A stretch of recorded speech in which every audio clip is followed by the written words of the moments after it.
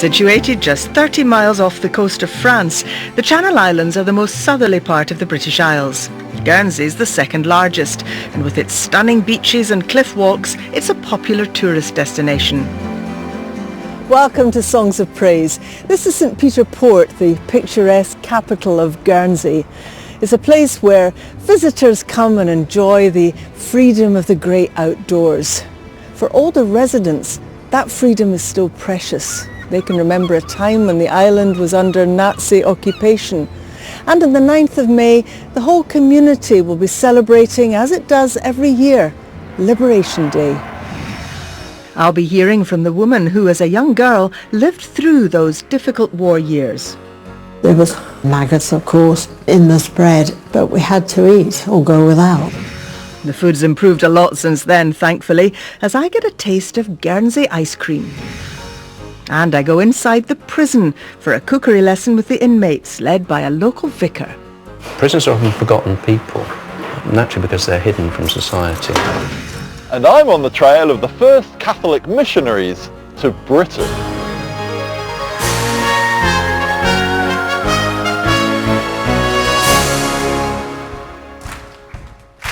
We've got some great music for you from around the country. We begin with a traditional hymn that's a declaration of praise.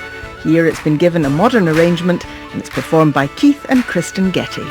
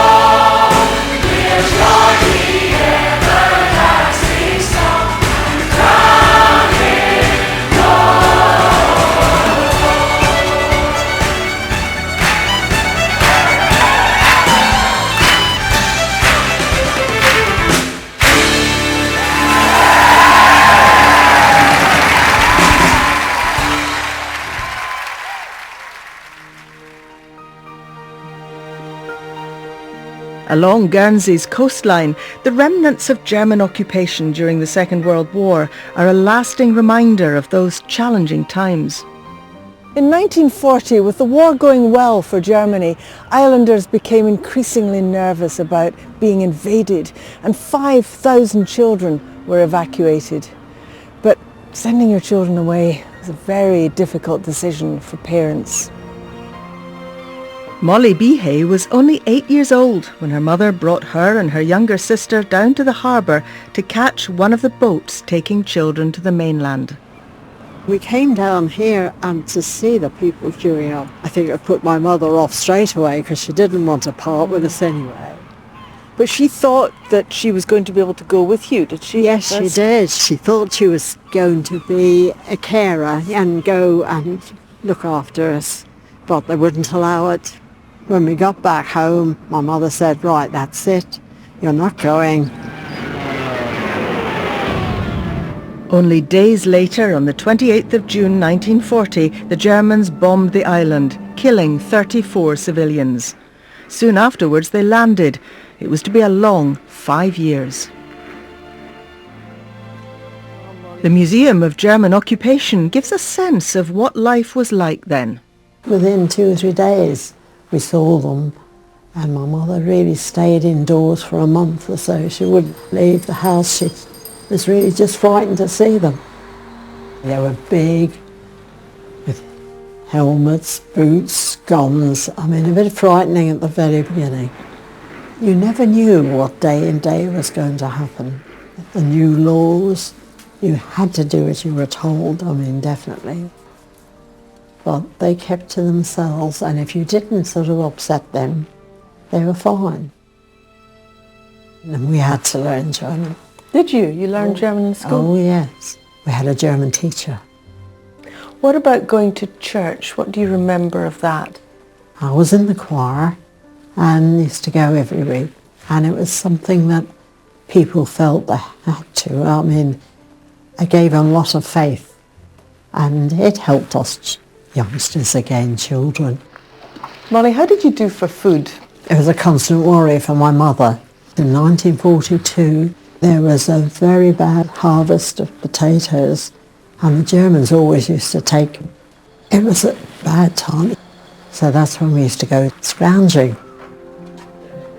Just looking around here, you can see how inventive people had to be with food. I mean, the parsnip coffee and bramble tea. Parsnip coffee wasn't bad, actually. Really? No. The flour towards the end of 1944 was really awful. There was sawdust, there was nails, there was maggots, of course, in the spread, but we had to eat or go without. Many of the islanders were saved from starvation by the arrival of the ship carrying Red Cross parcels. We loved the clim. Clim was a powdered milk. We had chocolate. Going to school next day, oh, look, we had chocolate. Finally, the war came to an end, and on the 9th of May 1945, the island was liberated. General Heine signed the unconditional surrender of all German forces in the islands on behalf of his chief. It was on the afternoon of Liberation Day, and we all went and started to run. And then we ran towards these soldiers. They must have wondered what was going to happen. And we got down there and we were kissing them, and this sailor came up to me. He gave me this orange. What is this? I don't know. So I flung my arms around him. If I live to be 100, I'm never going to forget Liberation Day and the orange and the freedom that we were going to have. It was wonderful.